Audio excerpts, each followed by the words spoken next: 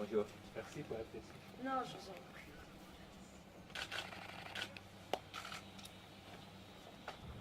Nou, dat is mee hoor.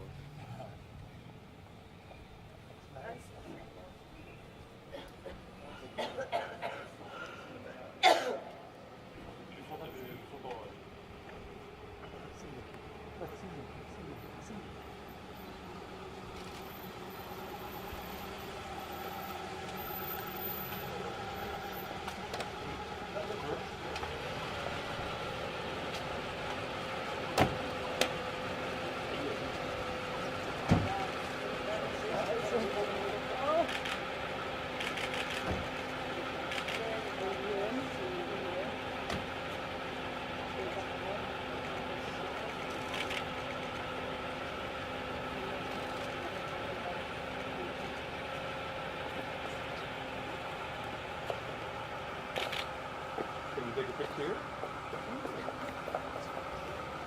Camera, please.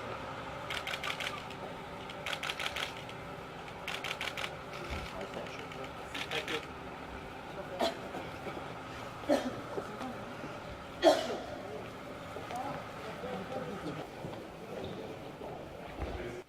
¿No es cierto?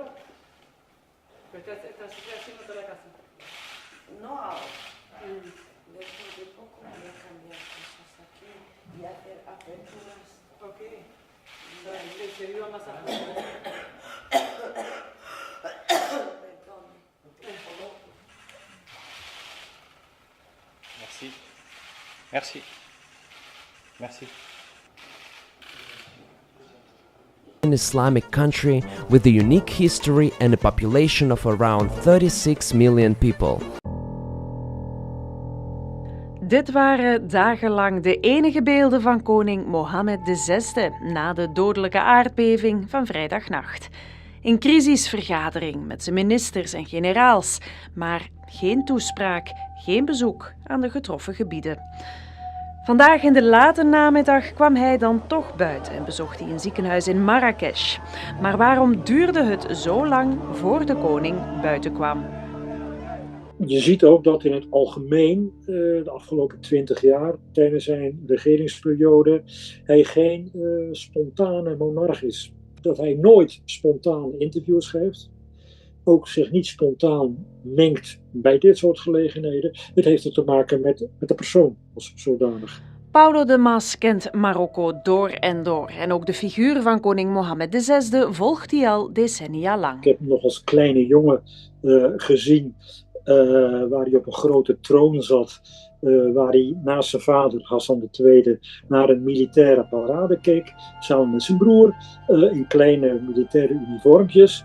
Dat was mijn eerste blik op de jonge koning en ik heb hem altijd gevolgd. Kroonprins Mohammed hier naast zijn vader, koning Hassan II. Hij zou zijn vader opvolgen bij diens dood in 1999. Een koets brengt de koning naar de Al-Fes-moskee voor het traditionele vrijdaggebed. Religie is voor de koning van groot belang. Mohammed VI dankt immers een groot deel van zijn macht aan de islam, als verre afstammeling van de profeet Mohammed. Als persoon is hij duidelijk een hele andere als zijn vader, veel meer hervormingsgezind. En zeker in het begin heeft hij opening geboden aan de Marokkaanse samenleving en de politiek. Je zou kunnen zeggen, toen hij aantrad in 1999, begon de Marokkaanse lente, een frisse lentegeur. De sfeer in de bevolking was heel goed. Hè. Je verwachtte een openheid, niet meer de jaren van lood van zijn vader. Hij heeft hervormingen in gang gezet. Maar gaandeweg zie je dus dat, hoewel hij als persoon duidelijk anders is dan zijn vader, in de uitoefening van de macht van de koning uiteindelijk in het tweede decennium meer de trekken van zijn vader heeft gekregen. Het regime begint wat meer te lijken van een autocratisch regime. Ik leg altijd mijn studenten uit dat het Marokkaanse koningschap op 4 pijlers, 4 kolommen is gebaseerd. De 4 K's, zoals ik het noem. De kroon. Hij is constitutioneel monarch. De knoet. De knuppel, hij is legerleider, hoofd van de politie.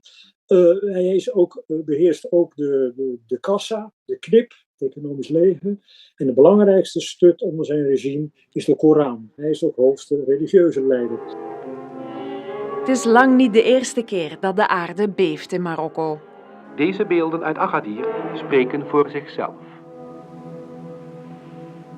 Bij de grote aardbeving in Agadir in 1960, de hele stad verwoest, 15.000 doden, zie je dat de toenmalige koning, zijn grootvader en zijn vader Hassan waren na 2 of 3 dagen, 2 dagen ter plekke, liepen rond in het puin en gaven dus uiting aan de bevolking dat de natie, dat de staat ook zeg maar oog had voor hun noden. Ook in 2004 was er een zware aardbeving in Al-Hoceima, meer dan 600 doden. Toen was koning Mohammed al aan de macht. Al-Hoceima zie je dat de huidige koning pas na 3 dagen verscheen in het gebied. En vandaag kwam de koning dan ook ter plekke, na 4 dagen. Wat betekent dat voor zijn populariteit? Het zal niet direct consequenties hebben over de persoon van de koning, maar het is weer een kras op het blazoen. Hij is natuurlijk wel het enige alternatief, laten we wel wezen. Je kunt veel zeggen over de koning, maar er is op dit moment geen alternatief in Marokko, en dat weten de Marokkanen ook, die rol van nationale figuur zou kunnen overnemen. Dus wat dat betreft, Marokko kijkt ook naar de rest van de Arabische wereld en telt zijn zegeningen. Zijn relatieve zegeningen. Morocco is an African Islamic country with a unique history and a population of around 36 million people.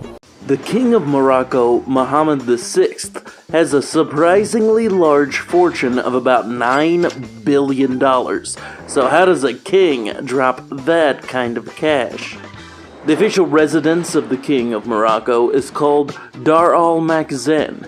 It's a palace, a church, a seat of power, and a tourist attraction all rolled into one. By today's standards, this palace would cost tens of millions to build. They just don't make classic palaces like they used to. This building has a lot of history, and you really see that in the design. It has a simplistic old-timey look to it with a royal green and gold color scheme. That vibe continues inside when you see huge arcing hallways that probably echo. Then there are fountains, gardens, and places of pure peace. The property is also a notable spiritual center as well as political.